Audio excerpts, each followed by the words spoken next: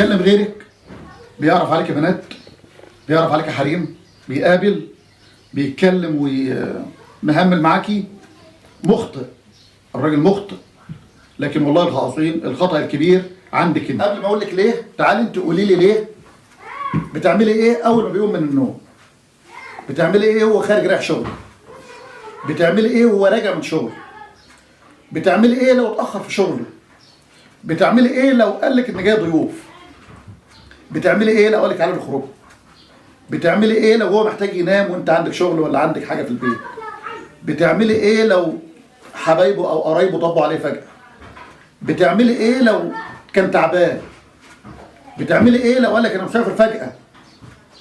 كل دي امور بتبين ان الراجل ده هيحطك في انهي مكان وانا مرتبه.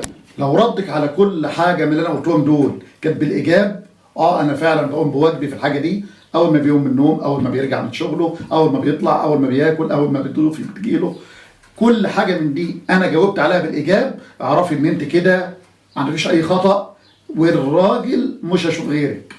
طب لو بالسلب، ده اللي خلاني قلت لك في البدايه، انت الخطا مشترك، انت اللي باهمالك خليت الراجل عينه راحت بره. الاهمال، النكد، العند، 3 متفجرات في بيت اي مرأة لو طلعتهم وشغلتهم والله مش يدمروا بيت، يدمروا دولة. الاهمال والنكد والعند، اي واحدة لابد تبعد عن ال3 دول، ما يبقاش لهم وجود في حياتها، مش تبعد عنهم، ما يبقاش لهم وجود في حياتها.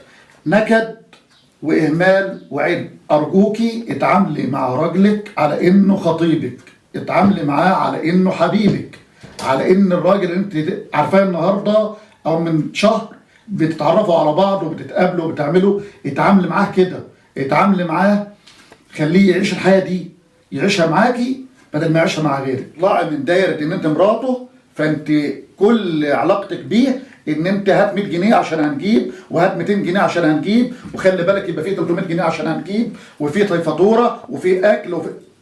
طب الراجل ده حياته فين بقى؟ هو كده عايش عشان يدفع فواتير، عايش عشان يجيب. دوره دوره، واجبه واجبه، لكن انت واجبك فين؟ دورك فين؟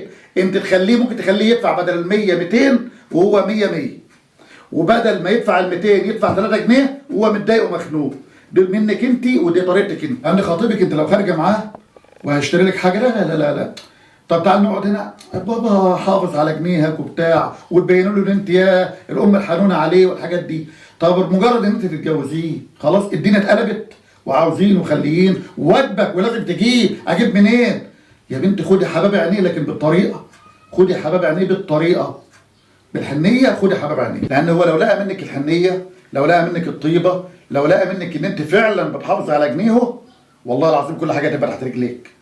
الراجل لو وثق فيكي بقت كل حاجه تحت رجليك، وهو بتكيف ومية مية، مش ان حد ضاغط عليه ولا حد، لا لا لا لا، هيديكي مفاتيح قلبه وحياته وهو مرض. عنوانك في بيتك هو ابتسامتك، زي ما بتقابليه على الباب ابتسامه، وهو رايح شغله بابتسامه، يخلي حياتك كلها فرحه. بلاش النكد، بلاش النكد، بلاش النكد. دايما باكد على نقطه النكد والعند، لان هم دول العمودين اللي لو دخلوا او اشتغلوا في اي بيت والله يهدوا اي بيت. ابعد عن النكد والعند، حياتك كلها تبقى تمام التمام. زي ما بتخافي على فلوس خطيبك او حبيبك، قلنا تخافي على جنيه بتاع الراجل اللي معاك، تحافظي عليه. طيب الاكل والشرب، خطيبك لو جالك بتقدمي وتعملي واكل وشرب، تبقي البيت كله في حاله يعني ايه، اتم الاستعداد في الراجل اللي جاي الخطيب ده. برضه الراجل لما يكون جوزك معاكي راجع من شغله، لازم ابقى عارفه مواعيد اكله، نوعيات الاكل اللي بيحبها، طريقه الاكل اللي بيحبها، اقدم الاكل. لابد اتعلم دي، ابقى اتقرب الى الله بدي. اما اعمل الحاجات دي اقول يا رب انا بعمل كده عشان ترضى عني، فيا رب ارضى عني. في مشكله اوعي تكلميه بالتليفون وهو بره، يرجع وتكلموا في الموضوع بطريقه عقلانيه، نقطه نقطه، ما يبقاش هو بتقول له على حاجه بيرد عليها تروحوا له في حته ثانيه. لا لا لا، حل الموضوع برويه وتأني بعقلانيه. فعل اوعى تنفعلي معاه، ما انتش ابن عمه وعايش معاه في البيت، لا لا لا لا، هو الراجل انت مراته، انت الشريكه بتاعته، انت المكان الحنين بتاعه، انت الحته الحلوه بتاعته. ما ينفعش يبقى انت واقفه له الند بالند.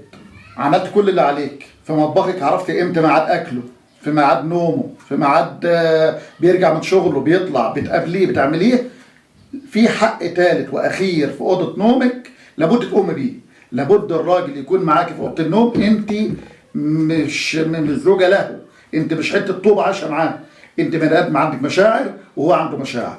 لابد تكوني في اعلى حاجه هو يتخيلها. لو لف على نساء الدنيا كلهم مش هيلاقي اللي عندك. فانت بطريقتك وبمعرفتك وبشقاوتك تعرفي تخليه زي خاتم في صباعك. واعرفي ان الضحك معدي والنكد معدي.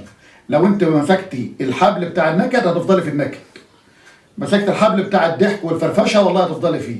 فانت اللي عليك تختاري، والبيت هو اللي هيبقى من ورا منك. فانت اختار النكد هتبقى في النكد، اختار الفرح، ربنا يجعلنا دايما كلنا في الفرح. السلام عليكم.